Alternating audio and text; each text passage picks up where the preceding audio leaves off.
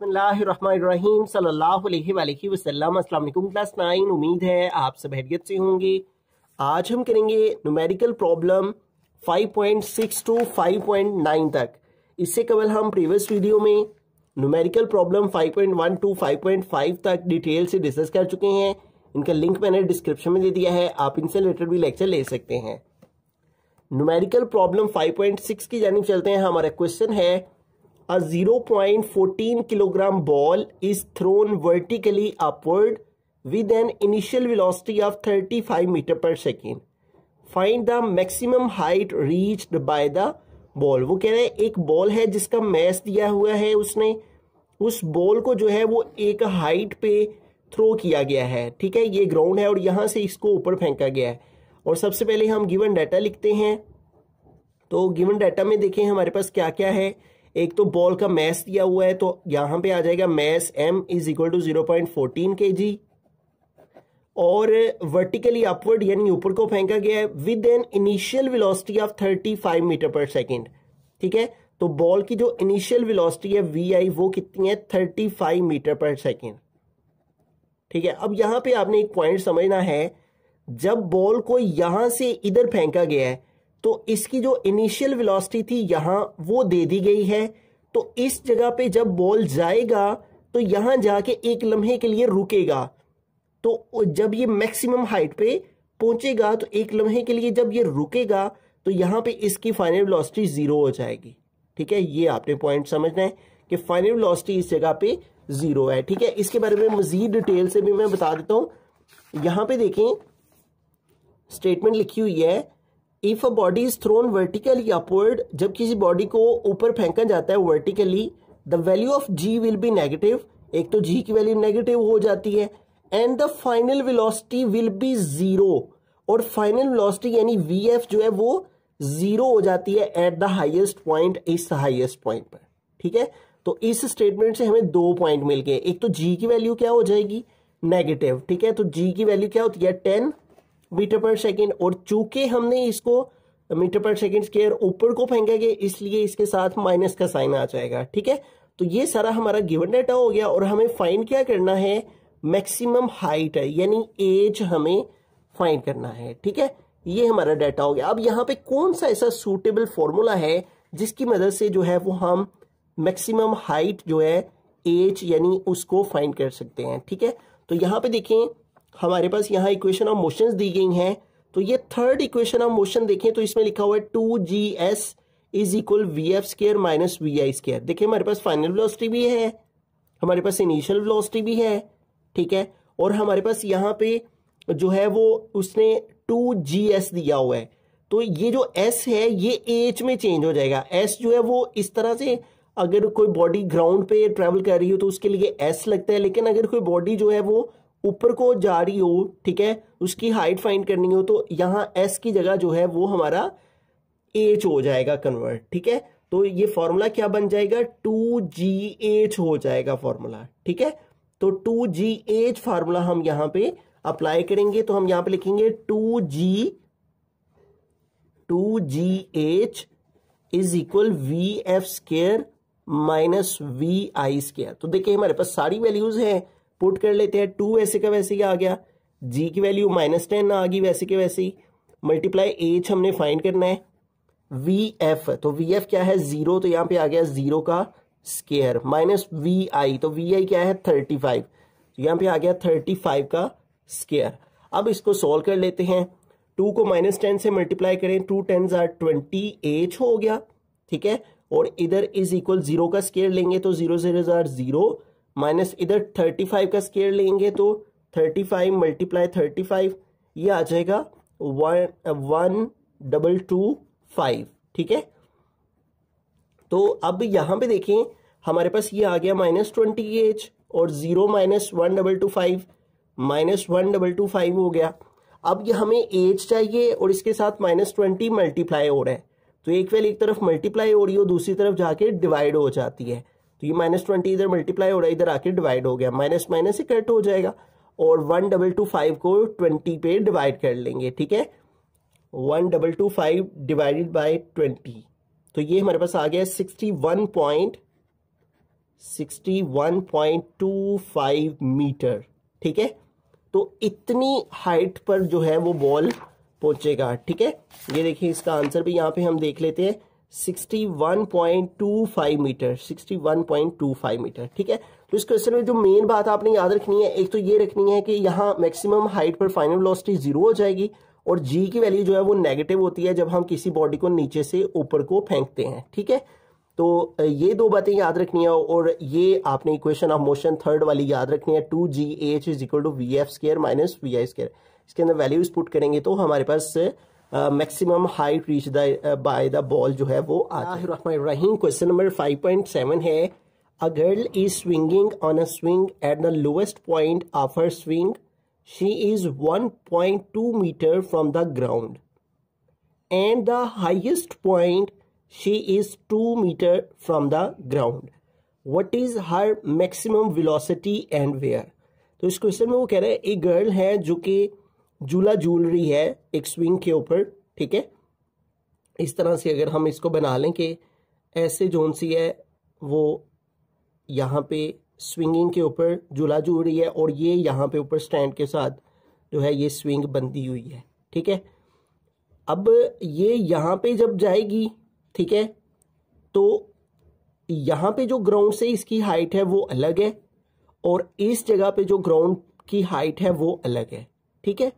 अब ये कह रहे हैं कि जो ग्राउंड से इसकी हाइट है वो है 1.2 मीटर, यानी लोएस्ट जो पॉइंट है वो 1.2 मीटर है, यहाँ से यहाँ 1.2 मीटर है। सबसे पहले गिवन डाटा लिखते हैं, तो वो कितना ऊंचा है, यहाँ से ग्राउंड से 1.2 मीटर है ये जो स्विंग है, ठीक है। तो इसको हम h1 कह लेंगे, 1.2 metre from the ground and at the highest point she is 2 metre. और यहाँ पे ये जो हाईएस्ट पॉइंट है जहां पर वो झूला झूलने के लिए पहुंचती है, ठीक है, यहाँ पे ग्राउंड से जो हाइट है वो उसने दे रखी है वो है 2 मीटर, ठीक है। अब वो ये कह रहा है what is her maximum velocity and where, उसकी वेलोसिटी मैक्सिमम कहां पे होगी, ठीक है, और कितनी होगी। What is her maximum velocity and where, और कहां पर कितनी होगी और कहां पर होगी, ठीक है। अब जरा इस पॉइंट को आपने समझना है। अब यहां पे देखें, इस जगह पे जो कि झूला गया है और जमीन से इतना ऊंचा है, तो इन दोनों की हाइट में एक डिफरेंस है, ठीक है।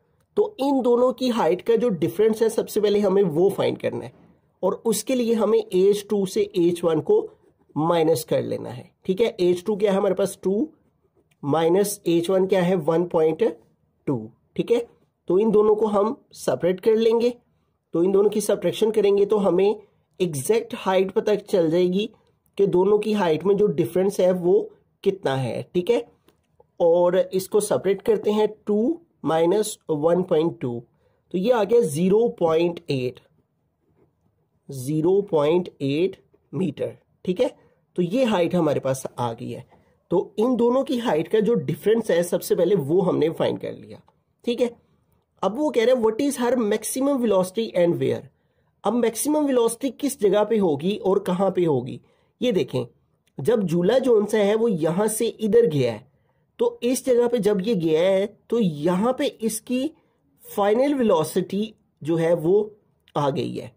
तो हमने प्रीवियस क्वेश्चन के अंदर पढ़ा है कि जब कोई बॉडी हाईएस्ट पॉइंट पे जाती है तो उस जगह पे उसकी फाइनल वेलोसिटी जो है वो 0 होती है, ठीक है। ये देखिए यहाँ पे ये बात मेंशन की हुई है उसने कि final velocity will be 0 eight the highest point, ठीक है, कि जब भी कोई चीज ऊपर को जाती है तो उसकी फाइनल वेलोसिटी 0 होती है। तो vf क्या आ जाएगा हमारे पास 0, ठीक है। तो इसका मतलब ये हमारे पास vf है जो कि 0 है, तो फिर यहां पे इसकी इनिशियल वेलोसिटी होगी जो कि हमें फाइंड आउट करनी है। तो vi जो है वो हमें दरअसल यहां पे फाइंड करना है, वो इसकी मैक्सिमम वेलोसिटी होगी जब झूला यहां से इधर जाएगा और फिर इधर से वापस आएगा। तो इस जगह पे जब ये पहुंचेगा तो ये इसकी जो है वो मैक्सिमम वेलोसिटी कहलाएगी, जिसे हम इनिशियल वेलोसिटी कहेंगे।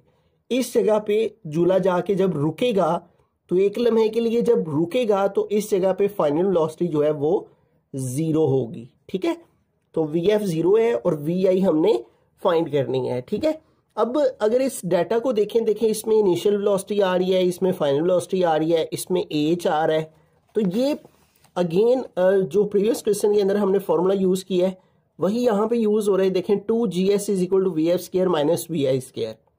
ठीक है, तो यही सारा डाटा है, बस ये S की जगह यहाँ हमने H यूज करना है। हाइट की बात हो रही है, यहाँ पे हाइट दी हुई है। ठीक है, तो हम यहाँ पे फॉर्मूला लगाएंगे वी नो डैट।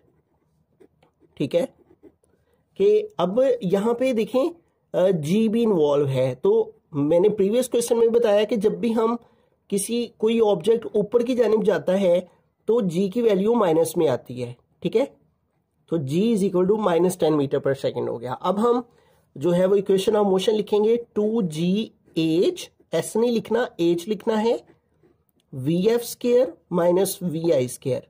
तो ये वो फॉर्मूला है जिसकी मदद से हम ये VI फाइंड कर लेंगे। ठीक है, अब वैल्यूज पुट करते हैं 2 और G की वैल्यू हमारे पास क्या है -10 मल्टीप्लाई एज हाइट, जो कि इन दोनों हाइट्स का डिफरेंस है वो है 0.8, यहाँ पे आ गया 0.8 is equal to VF। VF क्या हमारे पास 0, तो आ गया 0 का स्क्वायर माइनस VI हमने फाइंड करनी है। ठीक हो गया, अब इसको सॉल्व करते हैं। अब ये देखें ये सारी वैल्यूज आपस में मल्टीप्लाई हो रही हैं। ठीक है, तो इन सबको मल्टीप्लाई कर लेंगे। यहाँ पे 2 मल्टीप्लाई -10 मल्टीप्लाई 0.8, तो ये आ गया -16।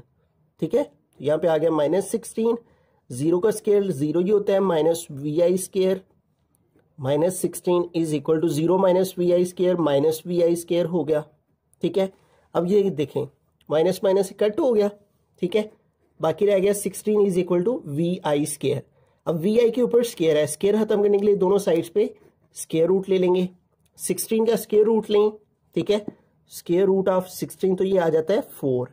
ठीक है, तो यहाँ पे क्या आ जाएगा हमारे पास 4 इज इक्वल टू VI, ये स्केयर रूट से कट हो गया। R लिख के VI को इस तरफ लिख लेंगे और 4 को जो है वो हम इधर लिख लेंगे, और वेलोसिटी का यूनिट होता है मीटर पर सेकेंड। ठीक है, अब ये जो वेलोसिटी है ये किस जगह पे आएगी, इस जगह, क्योंकि यहाँ पे हाईएस्ट पॉइंट पर फाइनल वेलोसिटी होती है।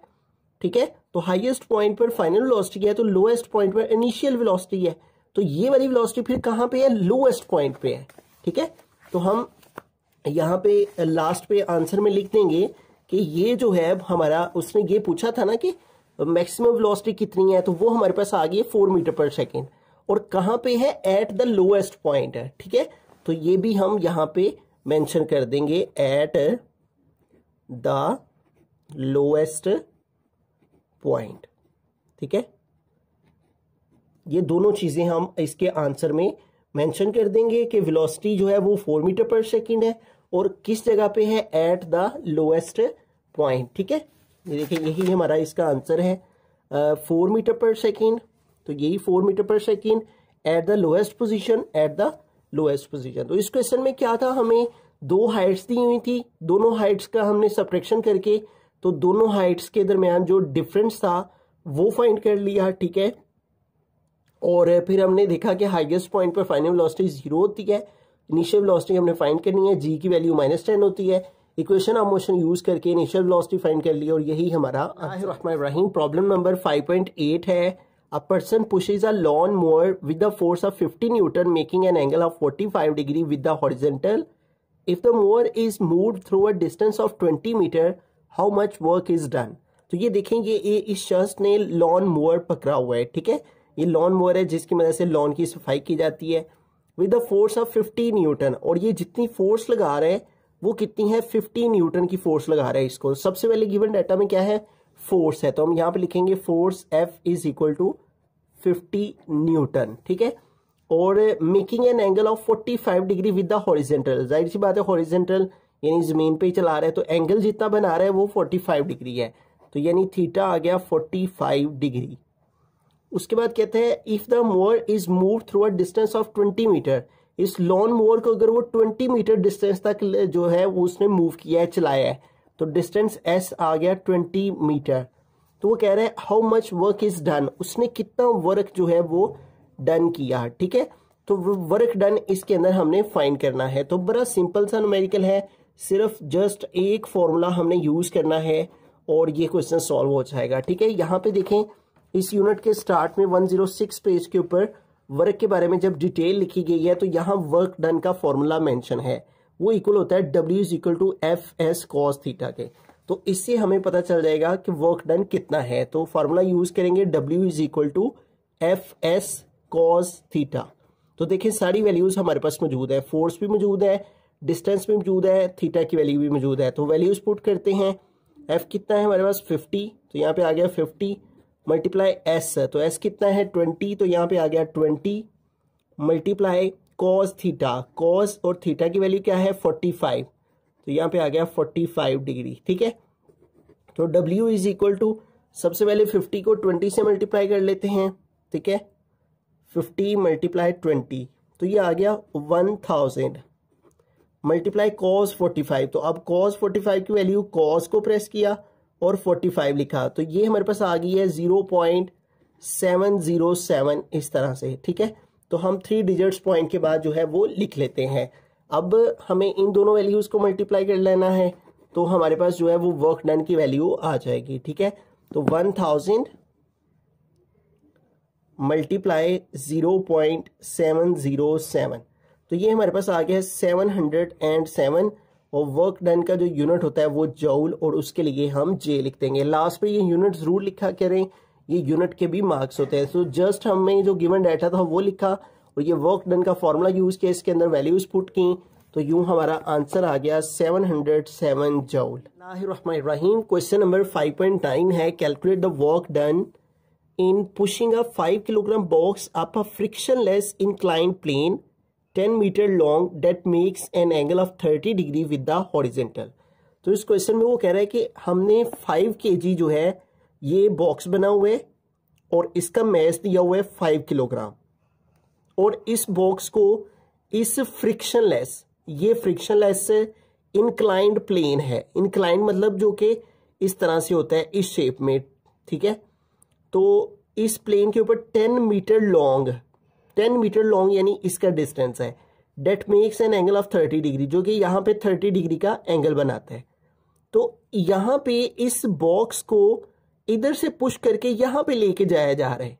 ठीक है, और 10 मीटर का डिस्टेंस है और एंगल 30 डिग्री है। तो वो कह रहे हैं इस सारे सिलसिले में कितना वर्क डन हुआ।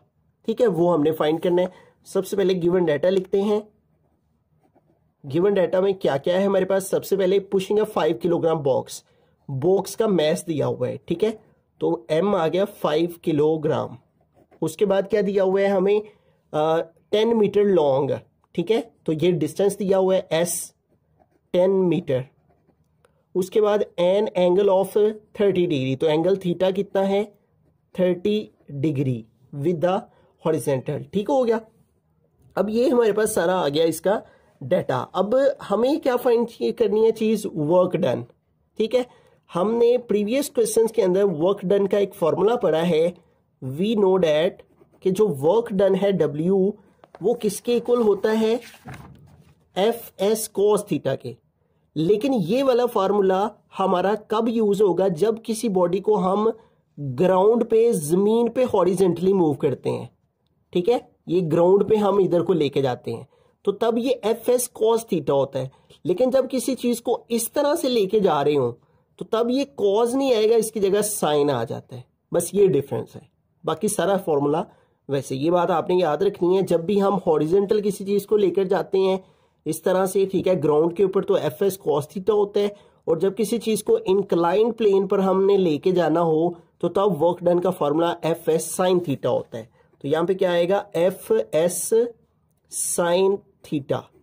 ठीक है, अब ये देखें हमारे पास F नहीं है, तो F हमें क्या करना है, फाइंड करना है। ठीक है, आपने पढ़ रखा है कि जो F इक्वल होता है वो इक्वल होता है W के, और W इक्वल होता है mg के। ठीक है, तो इस फॉर्मूला की मदद से हम F फाइंड कर लेंगे। ठीक है, F इक्वल है W के और W इक्वल है mg के। M की वैल्यू हमारे पास क्या है 5, और G की वैल्यू हमें पता है कितनी होती है 10, तो इसको मल्टीप्लाई कर लेंगे तो 5 10 कितना आ जाएगा 50। ठीक है, तो इस तरह हमारे पास जो F है वो कन्वर्ट हुआ W में और W कन्वर्ट हो गया mg में। तो mg हमारे पास कितना आ गया 50 न्यूटन। तो लिहाजा F की प्लेस पे इधर हम क्या लगा देंगे 50 मल्टीप्लाई S, और S हमारे पास कितना है 10, तो यहाँ पे आ गया 10 मल्टीप्लाई साइन आ गया, और थीटा की वैल्यू हमारे पास क्या है 30, तो यहाँ पे आ गया 30 डिग्री। ठीक है, अब इसको सॉल्व कर लेते हैं। W इज इक्वल टू 50 को 10 से मल्टीप्लाई करें तो 50 मल्टीप्लाई 10 ये आ जाता है 500 मल्टीप्लाई साइन 30, तो अब साइन 30 लेंगे तो ये हमारे पास आ गया 0.5। अब 0.5 को मल्टीप्लाई कर देंगे 500 से तो ये आ गया 250।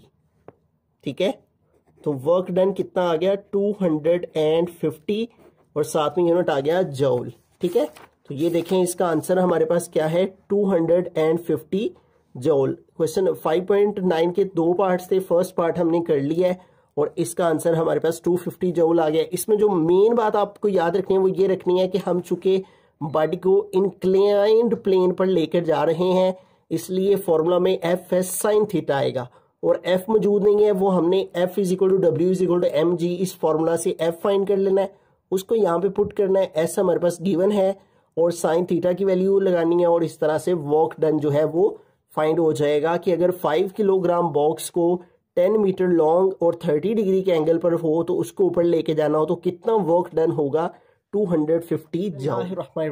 5.9 का सेकंड पार्ट है calculate the work done lifting the box vertically up from the ground to the top of the inclined plane. वो कह रहे हैं कि अब हमारा बॉक्स जो है वो यहाँ पे है, इसको हमने लिफ्ट अप करना है, उठा के ऊपर लेके जाना है from the ground to the top of the inclined plane. ये इंक्लाइंड प्लेन है और ये इसका टॉप है। पहले बॉक्स को हम इंक्लाइंड प्लेन पर लेके गए थे, अब इसको वर्टिकली आप यहां पे लेकर जाना है। ठीक है, तो जब भी किसी चीज में हाइट इन्वॉल्व हो जाती है तो उसका वर्क डन जो है उसके लिए हमें पोटेंशियल एनर्जी दरकार होती है। ठीक है, किसी चीज में उसकी पोजीशन की वजह से जो एनर्जी होती है वो पोटेंशियल एनर्जी होती है। ठीक है, तो इस सूरत में यहाँ पे जो वर्क डन होगा, वर्क डन वो किसके इक्वल होगा potential energy, P for potential, E for energy, और वो किसके इक्वल होता है mgh के, mgh। ठीक हो गया। अब देखें हमारे पास मैस भी मौजूद है।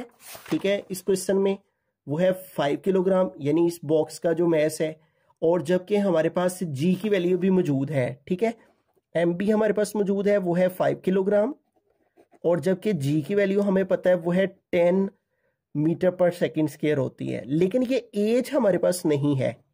ठीक है, इस फॉर्मूला के अकॉर्डिंग हमें वर्क डन अब फाइंड करना ना, क्योंकि इसके अंदर हाइट इन्वॉल्व हो गई है।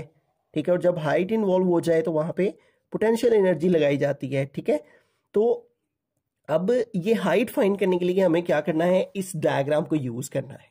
ठीक है, अब इस डायग्राम को हम कैसे यूज करेंगे, मैं यहाँ पे डायग्राम जो है वो रफ सी बना लेता हूँ आपको समझाने के लिए। ये देखें, ये एक राइट एंगल ट्राइंगल है। राइट एंगल ट्राइंगल वो होती है जिसका एक एंगल 90 डिग्री का होता है। यहाँ पे इसका 90 डिग्री का एंगल है, यहाँ पे ये एज है और यहाँ पे 10 मीटर है। ठीक है, जबकि इधर एंगल है 30। ठीक है, हमने मैथ्स के ट्रिग्नोमेट्रिक क्वेश्चंस में पढ़ा था कि अगर हमें ये साइड जो है वो फाइंड करनी हो, ठीक है, और ये साइड गिवन हो और एक एंगल गिवन हो, तो हमारे पास एक ट्रिग्नोमेट्रिक रेशियो है जो कि साइन थीटा। ठीक है, वो इक्वल होती है परपेंडिकुलर ओवर हाइपोटेनियस के। Some people have sine theta is equal to perpendicular over hypotenuse. तो इस फॉर्मूला की मदद से ये जो एज है ये हम फाइंड कर लेंगे। ठीक है, तो वैल्यूज पुट करते हैं। साइन थीटा की वैल्यू ये लगाएंगे 30 डिग्री है, जो यहाँ पे आ गया 30 degree is equal perpendicular. Perpendicular इस साइड को कहा जाता है, 90 के सामने जो होता है ये हाइपोटेनियस होता है और ये बेस होती है।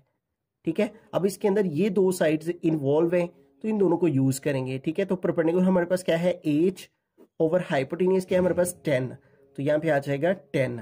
अब इसको आगे सिंप्लीफाई करके हम एज फाइंड कर लेंगे और फिर उस एज को इस फॉर्मूला के अंदर पुट कर लेते हैं। अब हमें साइन 30 की वैल्यू यहाँ पे पुट करनी है, तो कैलकुलेटर की मदद से साइन 30 की वैल्यू लेंगे। ये हमारे पास आ गया 0.5। ठीक है, और इज इक्वल टू हमारे पास आ गया एच ओवर 10। अब इसकी क्रॉस मल्टीप्लीकेशन कर लेते हैं, इसके नीचे कुछ नहीं है 1 आ गया, एच को 1 से मल्टीप्लाई किया एच और 0.5 को 10 से मल्टीप्लाई करें तो ये 0.5 मल्टीप्लाई 10, तो ये हमारे पास आ जाता है 5। तो इसका मतलब जो हाइट है वो हमारे पास क्या आ गई है 5। ठीक है, अब देखें, अब ये जो हमारे पास फॉर्मूला है इसको हम यहाँ पे यूज़ करेंगे। वी नो डैट कि जो हमारे पास वर्क डन होता है उसमें जब वर्टिकल पोजीशन आ जाए, हाइट इन्वॉल्व हो जाए, तो इलेक्ट्रिक पोटेंशियल एनर्जी आ जाती है और वो इक्वल होती है mgh के। अब इसकी वैल्यूज पुट करते हैं। m हमारे पास कितना है 5, तो यहाँ पे आ गया 5 मल्टीप्लाई g की वैल्यू कितनी है 10। ठीक है, और मल्टीप्लाई h हमारे पास क्या है 5। ठीक है, तो अब इन सारी वैल्यूज को हम मल्टीप्लाई यहाँ पे कर लेते हैं। 5 मल्टीप्लाई 10 मल्टीप्लाई 5, तो ये हमारे पास आ गया 250 जूल। ठीक हो गया। तो इसका मतलब ये हुआ कि जो हमारे पास वर्टिकल पोजीशन है उस सूरत में हमारे पास जो वर्क डन होगा वो क्या आएगा 250 जूल। ठीक है, तो जब हमें इस इंक्लाइंड पोजीशन से की मदद से इस इंक्लाइंड प्लेन पर इस बॉक्स को यहाँ पे लेकर जाना है तो तब हमें fs साइन थीटा यूज करना है। और जब इस बॉक्स को हमें इस हाइट पर इस तरह से वर्टिकली अपवर्ड लेकर जाना है, बॉक्स को लिफ्ट करना है, उठाना है, तो तब हमें पोटेंशियल एनर्जी EPmgh यूज करना है। ठीक है, ये दो चीजें आपने याद रखनी है।